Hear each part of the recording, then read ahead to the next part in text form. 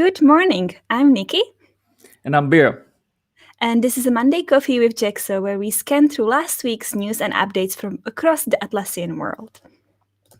All right, so this morning we'll start with, I think, one of the biggest announcements from last week, towards the end of the week, which is the Jira work management. And let me share my screen here with an announcement from the user community. So so this, it seems from what I make from it, it seems like this is a rebranding of Jira Core. It's not a new product, so if you're already using Jira Core, you'll probably get this refresh of the functionality when it comes out as part of your existing subscription.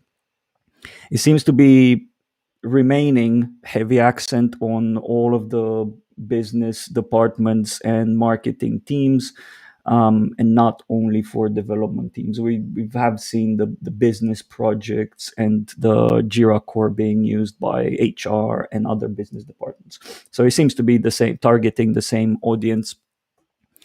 It's also interesting to see, actually, when it comes out, how flexible some of these features, and flexible and customizable some of these features are going to be, because when you think of these type of consumer, usually you don't necessarily think of highly customizable. I think with this release, and I looked at the landing page, their landing page is super slick. I actually like the branding on the landing page for this Jira work management functionality. I think they're targeting kind of like the markets like Monday.com, ClickUp, and other equivalent markets. Um, yeah, I think this actually will also benefit partners indirectly, I would say. And I think, given that they're targeting certain type of audience, as more new cloud audience explores this kind of products, it will benefit our partners as well.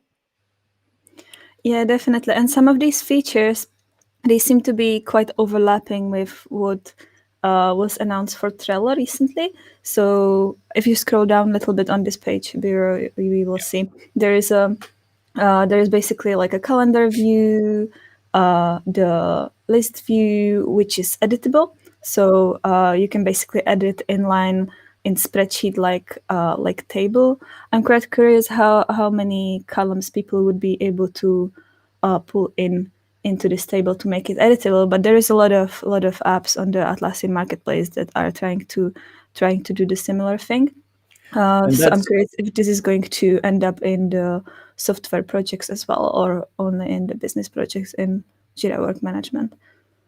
Yeah, and that's one of the reasons why I said earlier that I'm curious on how customizable these new features are going to be, because if they come out of the box and it's just plug and play, maybe maybe there's not that much room for other type of projects and teams to use it. But if they are extremely customizable, then it will be interesting to see how things play out, especially that there's a bit of a trend nowadays in the marketplace. There are quite a few apps that have been launched that do this type of spreadsheet like management of your issues. So having this introduced by Atlassian as well, it's interesting, especially because they are positioning it as a um, spreadsheet replacer. Yeah, and another interesting feature there was the forms, I think. So you could create your own forms and then get the feedback and work with it directly in Jira. So you don't need any additional app for that, which is quite interesting as well. And I quite like the interface. There is that side panel over there, and you can just drag and drop the fields you need. Yeah. So that looks quite interesting and nice. Yeah, I've already subscribed for the beta test. So yeah, if you're watching this, I think we'll post the link to to this announcement, and I think they have a link there where you can show your interest for early access to this new Jira Core, rebranded Jira Core. Yeah. All right, so let's move on to um, the new release in Confluence. Yes. So let me just click here. There was a new release to Confluence of smart links. So smart links were released somewhere last year, and one of the first release included smart links to the Miro board and Figma. So basically what you can do with these smart links is when you insert the link in Confluence, it will then give you option of how you want to show the content of this link. With this, you were able to, for example, embed your mirror board and then visualize this mirror board on the screen in Confluence, and same for Figma. So you don't need to, it's quite limited, but it gives you this functionality. And they released a new bunch of these embedded features that include, for example, YouTube, a lot of social media accounts like Instagram, Facebook, Twitter, and even LinkedIn. One which I would probably have a look on and will be interested in is Calendly. So if you use Calendly, that's basically the tool for scheduling the meetings, and you don't need to, discuss with people when you have time if they don't have access to your calendars. It's quite cool. But also Medium and Spotify, etc. And all of these links also come to Trello as well, so you can embed them in the Trello cards as well. So I think that's going to make the Confluence pages even more interactive, and you basically don't need to leave your page in order to read information from other applications, which is really good.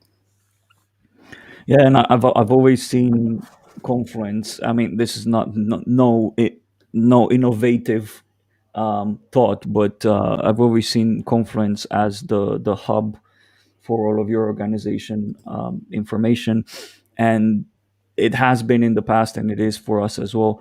And having the ability to utilize additional apps within the Confluence space, I think it will it will further consolidate that thought that, hey, if you want to navigate your organization information, start with Confluence. I know there are a lot of apps on the marketplace that do a bit of the stuff that Atlassian is introducing now, um, but having some native functionality like that will help attract more audience towards Confluence. Yeah, and it also Okay. sounds like a basic functionality you would like to have in Confluence itself, right? Yeah. Now it's like a delighting feature, but it's going to become standard in a few months, and people will wonder why you don't have it by default in your Confluence. Yeah, and I think that also increases the need for additional services. Atlassian is not. Atlassian is going to take time to introduce, and probably is going to stick to the most popular services out there. So there will be an increased need for more services, which apps facilitate for basically. All right. Next up, we have the Insight Early Access Program, Nikki. Yeah, so I'm sharing my screen. Oh, sorry. Keep on forgetting. So Insight. What happened to Insight? In 2020, the Insight app and company Mindwell was acquired by Atlassian. And now, last week was announced the early access program to Insight in Jira Service Management. Formerly Jira Service Desk, I think. So now you can go and apply for this early access program and try out Insight again. They're planning to, as they mentioned here, they are planning to have it as a part of enterprise feature in Jira Service Management afterwards. But if you would like to contribute and give them some feedback, you can go ahead and submit the ticket and ask for the early access to the program. Yeah, and I was expecting Atlassian to dive deep into all of this change risk and also asset management. one, like you said, because of the acquisition of Insight last year, but also with the recent rebranding to Jira Service Management in order to encompass a larger scope of this field. So, yeah, I'll definitely sign up as well. I'm super curious on how they're planning to adjust Insight product to fit into Jira Service Management. Okay, next up we have the Stripe partnership announcement This is with Biro's Atlassian. favorite. This is my favorite, and I mean, I've been a Stripe fan since early days, but unfortunately, I've not had the opportunity to work directly as a developer. I'm loving their developer ecosystem and implementation tools and all of this stuff. But being in the Atlassian ecosystem as a cloud apps provider, I've not had the need to work directly with Stripe, which is a pity. But the good news is that they're now working with Atlassian. They've announced it on their blog last week. I think it's a smart move for Atlassian because as they expand their, I would say, cloud dominion in the team workspace, um, it's it's a good sign that they start to hand over certain services, like for example the billing mechanism, to an expert in this space.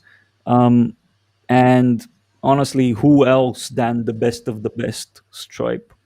I would definitely love to see Atlassian use more management services um, like this, so that it helps them focus on what matters and their mission, rather than dealing with all of these side services, to put it like that.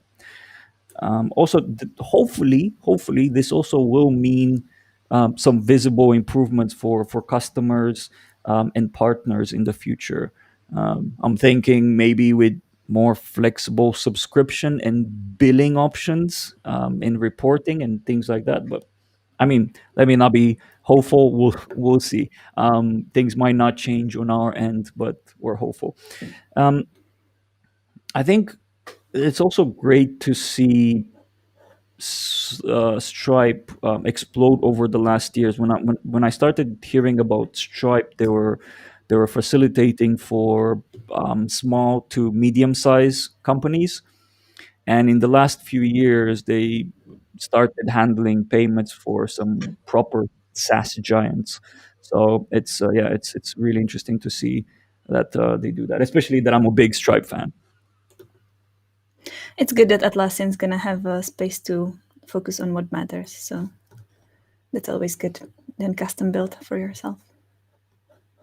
Yeah. Okay. So okay, you didn't share I anything with didn't. me. Oh, No. sorry. Let me do that.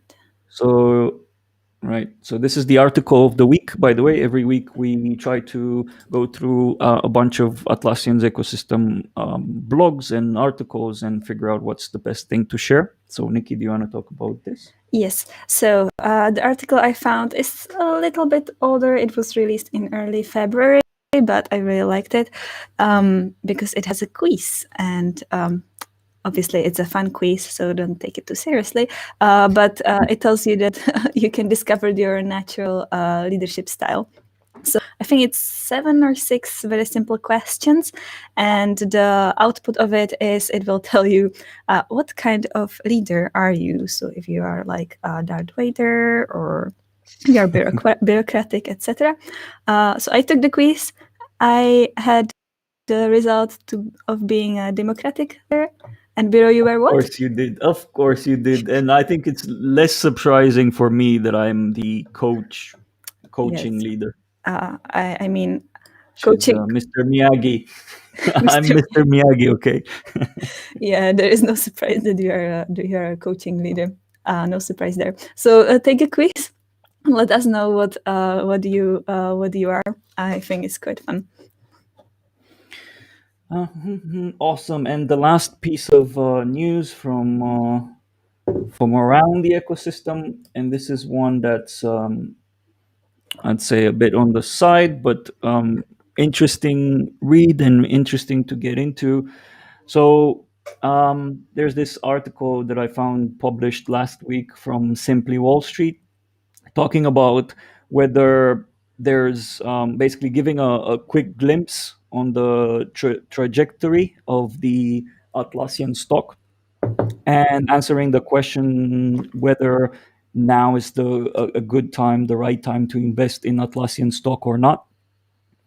And I think the reason why this article exists now is because back in January, Atlassian stock dipped, dropped in price significantly after a notable increase, a notable gain back in November. I think people started wondering, is it, is it going to drop again? Is it time for me to potentially invest in Atlassian? Um, I think there are expectations that Atlassian stock will continue to have ups and downs as they accelerate expanding their strategy into this subscription market. But the trend is upwards. I think Atlassian is getting more and more established. There's forecasts of increasing their billions revenue year by year. So the trajectory is always going to be up. But as they do invest more in other companies and take actions and basically push their strategy forward, there will be ups and downs. At least that's what experts say in the Atlassian team stock. So there will be opportunities. I don't think right now because it started going back up, but there will definitely be opportunities. I think my honest, humble, non-expert opinion is that there will be opportunities for future dives as it just fluctuates constantly in the next year or so. All right, and that's kind of it for today. So thank you everyone for watching. Hopefully this is useful. We'll do this, as I mentioned, we'll do this every single Monday at 9 a.m. We'll give you the quick scan of everything that's going on around the Atlassian ecosystem from the previous week. So join us next week for a new episode. Right. See you. See you.